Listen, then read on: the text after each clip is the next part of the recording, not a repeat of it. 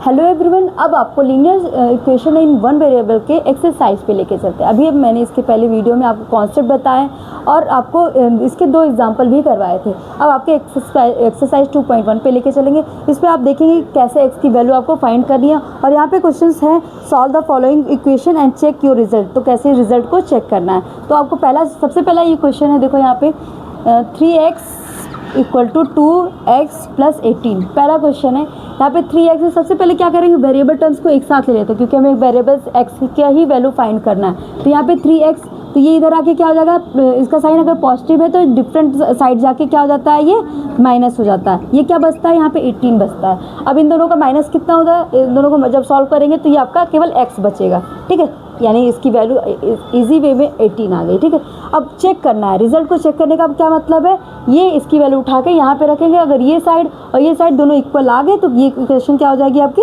Satisfied और check हो जाएगी। ठीक है, तो x की वैल्यू यहाँ पे अगर LHS में रखेंगे, LHS साइड में 3x, तो क्या हो जाएगा 3 × 18, तो कितना होता है, 18 3 = 54 होता है। और यहाँ पे RHS में अगर रखेंगे, RHS में आपको दिख रहा है ये क्या है, 2x + 18, 2x + 18 मतलब 2 × 18 + 18 है ना।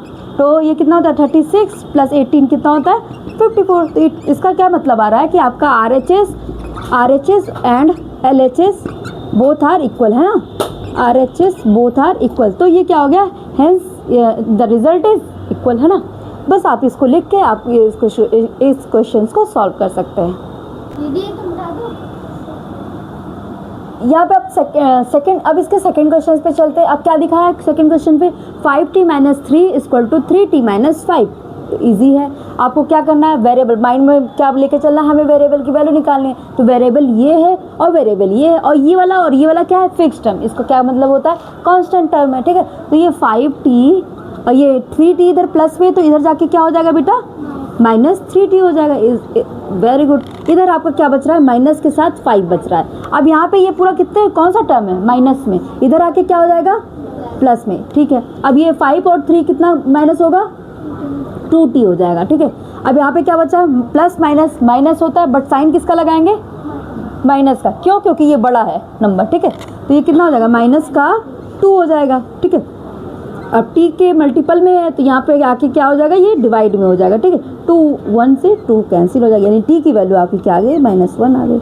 अब यही चेक कर लो क्या ये RHS और LHS बराबर है, मुझे अभी करके दिखाना है। तो LHS में सबसे पहले क्या रखेंगे, LHS क्या है, 5t - 3 है। तो यहाँ पे t की वैल्यू आप रख दो 5 × -1 है ना, -t रखना है। तो -5 - 3 = कितना हो गया, माइनस का क्या हो गया,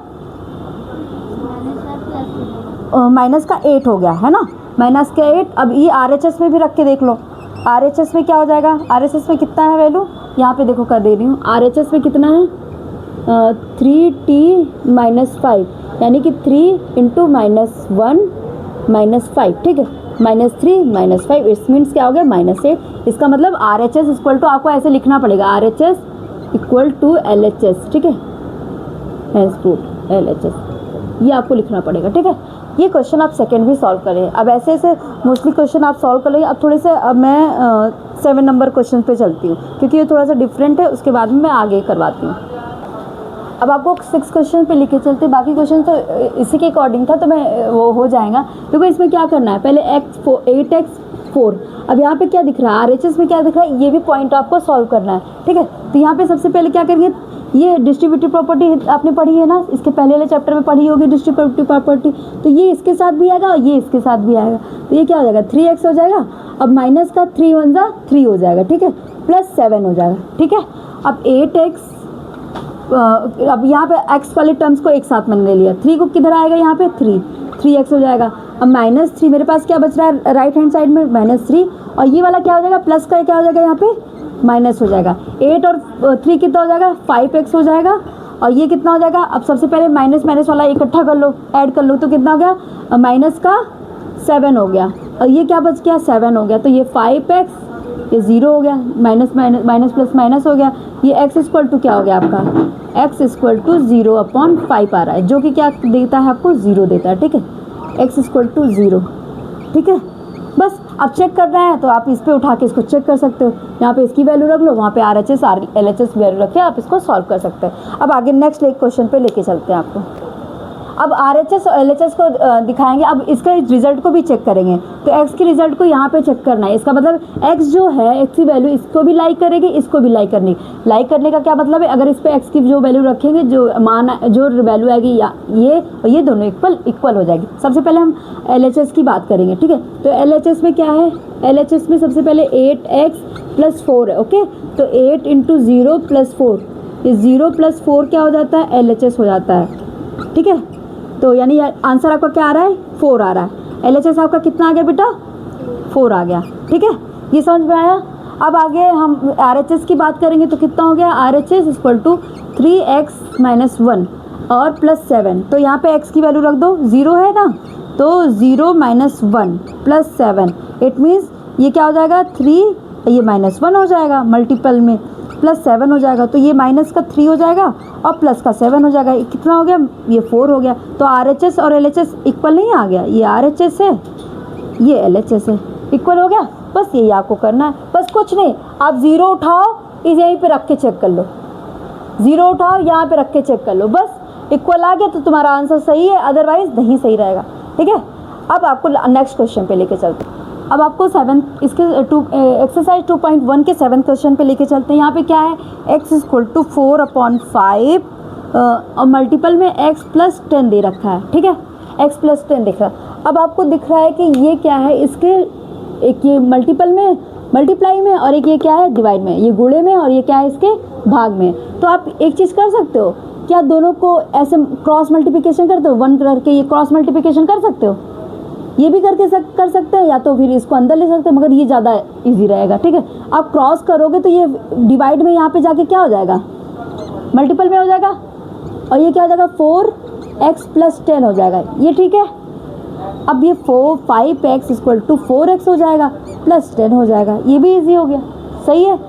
5x - 4x = 10 हो जाएगा, ये कितना हो गया आपका, x हो गया, x = 10। बस x की यही वैल्यू आ जाएगी। अगर आपको चेक करना है तो आप उठा के यहीं पे रखो, तो ये x1 है ना, यहाँ पे x = 4/5 में रखना है आपको।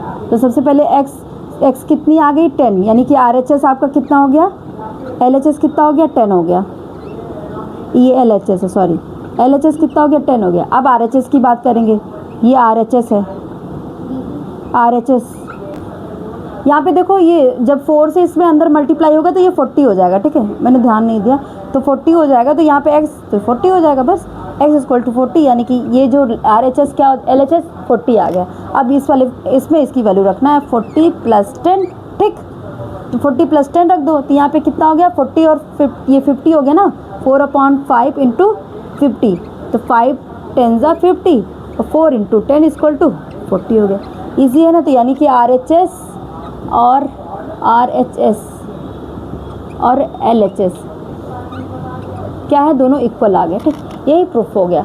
अब आपको नेक्स्ट क्वेश्चन पे लेके चलेंगे, लेके चलते, ये भी थोड़ा सा अच्छा क्वेश्चन है। यहाँ पे देख लो, 8 नंबर क्वेश्चन क्या कह रहा है, 2x/3 + 1 = 7x/15 + 3, ये लिखा हुआ है, ठीक है। तो यहाँ पे क्या दिख रहा है, ये और ये टर्म्स कैसा है, वेरिएबल टर्म्स है, तो वेरिएबल टर्म्स को एक साथ लेना है, क्यों, क्योंकि इसी का तो वैल्यू निकालना है। तो यहाँ पे 2x/3 और ये पूरा क्या है, प्लस में, इधर आके क्या हो जाएगा, ये माइनस में हो जाएगा, ठीक है। और ये क्या है, 3, और ये क्या है, इधर प्लस में, इधर आके माइनस हो जाएगा, ओके, वेरी गुड। अब यहाँ पे क्या दिख रहा है, इन दोनों का एलसीएम ले सकते हैं। तो एलसीएम क्या आएगा, 3 और 15 का एलसीएम क्या आता है, बताओ आप, कोई लोग तो बताओ।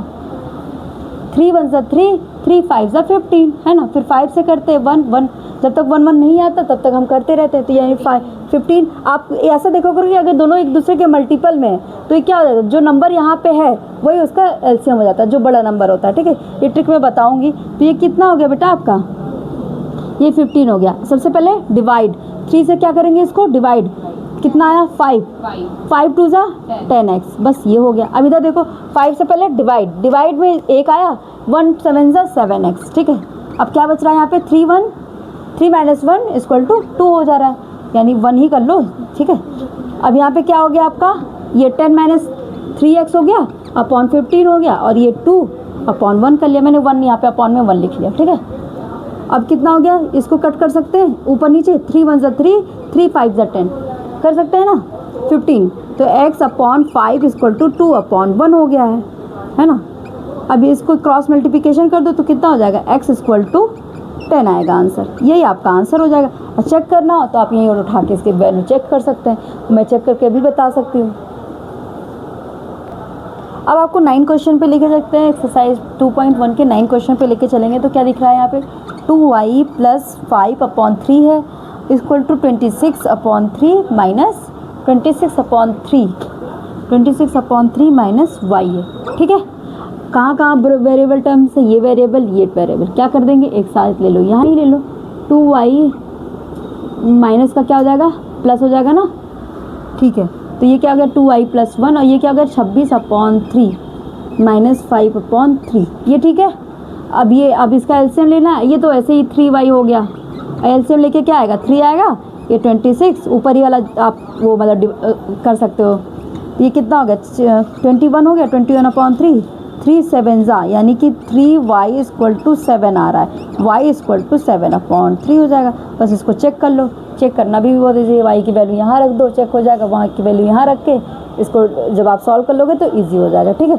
अब आपको 10 नंबर क्वेश्चन पे भी लेके चलते हैं। आपका 2.1 मैंने सारे क्वेश्चंस को कंप्लीट कर दिया। आप एक बार जाके इस वीडियो को दोबारा अगेन देखोगे तो अगेन मोड पे देखो, रिपीटेड मोड पे देखोगे तो आपको क्या ये क्वेश्चन इजी लगने लग जाएगा, और आप जल्दी से m की वैल्यू निकाल के और इसके रिजल्ट को आप चेक भी कर सकते हैं। तब तक के लिए अब धन्यवाद। अब आपको नेक्स्ट चैप्टर पे अगले वीडियो में लेके चलेंगे।